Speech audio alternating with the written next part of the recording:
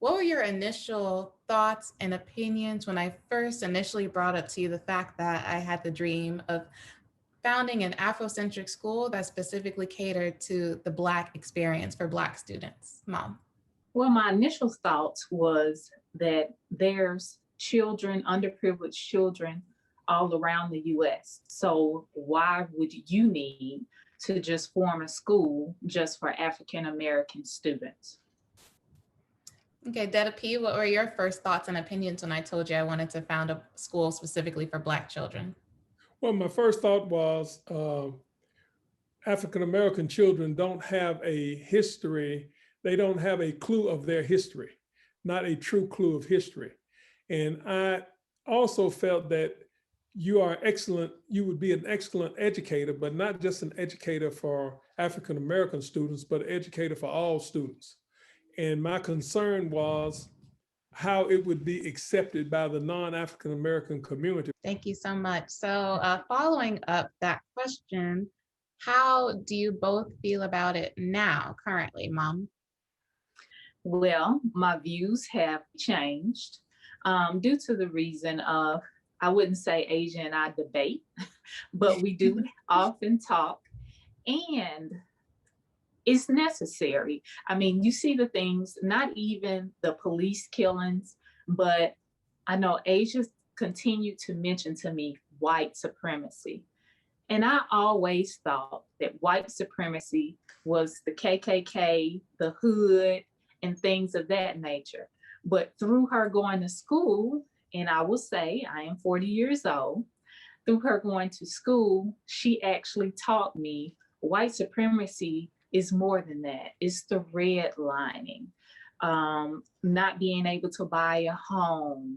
It's all of the policies that we, I guess they're not hidden, but we were never educated on these policies. So now I truly see the reason that we need Afrocentric schools so we can truly learn our history. Okay, Detta P, that was beautiful answer, Mom. Thank you. Detta P, how do you feel about me one day founding an Afrocentric school for Black kids now? Well, I feel that I do feel it's needed. At first, I was feeling that it would not be accepted very well, but we're to a turning point in our lives with African American youth, especially.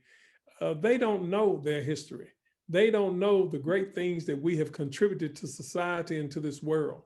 And I feel one of the things, if they understood how important it has been to be a Black person in America and in the world, and all the major accomplishments and inventions that we have created, they would feel better about themselves. I don't think they have a good personal feeling about themselves, their personal net worth. I feel in some cases, they think it's zero, and it's not zero. We're a brilliant group of people, and I feel that you would always be a brilliant instructor.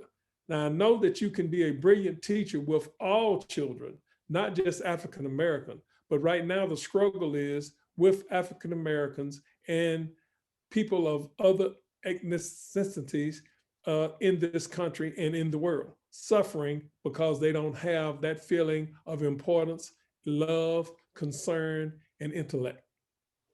Beautiful answer, y'all. Thank you so much. So outside of our conversations like that, have there been any worldly events or things that have happened in our country that have also made you change your mind and realize that a school specifically for Black kids is necessary today? Speaking with my mother and my father, I see the education system has not grown, especially for Black individuals when it comes to learning. When I was in elementary school, every February, we talked about the same thing. Martin Luther King, Rosa Parks, and George Washington Carver, and a few more other inventions. And that's all we knew about our heritage. I believe we talked a little bit about slavery, but nothing in detail. Of course, we learned that Christopher Columbus discovered America, and things have not changed since I was in the school in the 80s. They haven't changed when my parents were in school in the 60s. So we need to make a systematic change so we can understand our true worth, our true value, and understand the laws and the policies. And I believe, and I don't believe, I know with my daughter forming a school, an Afrocentric school, that will happen. That will touch those minds, and those minds will also pass along to their brothers, sisters, siblings, and their offspring as well. Thank you so much, Mama. You got me over You're here. welcome. Shed a tear. You're so welcome. Detta P, can you tell me a little bit about what your experience was like in school when you attended your Black school for most of your life? I believe that you said that schools weren't integrated until you were in the 12th grade or 11th grade, so they only went there for 12th grade. So you were only integrated for 1 year, but with your entire life being spent mostly in a segregated school with specifically Black children, what was your experience with the support that you received from the teachers and students, being in an environment with your cultural background versus when you transitioned to going to school with white children? We did not feel equal. We excelled in sports, we excelled in other things, and they made the system treat you semi-equal. But we never felt equal. We never felt equal at all. They were nice and kind, but it kind of reminded me of Remember the Titans, the movie Remember the Titans. It was in the same time frame. And if you didn't have some use they needed from you, you were left aside. You had to have something special. If they wanted an excellent public speaker, they would call you if you could speak. If you were good in athletics, they would honor you for the athletic achievement, but not intellectual achievement, not being an African American. And so we just felt odd about it.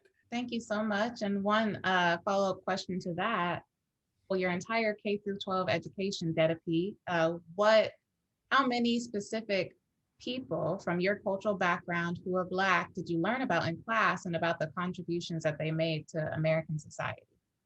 We mostly learned about the normal group, the George Washington Carvers, the Booker T. Washingtons, the people of that nature. So here amongst us, there's a huge age range amongst all of us.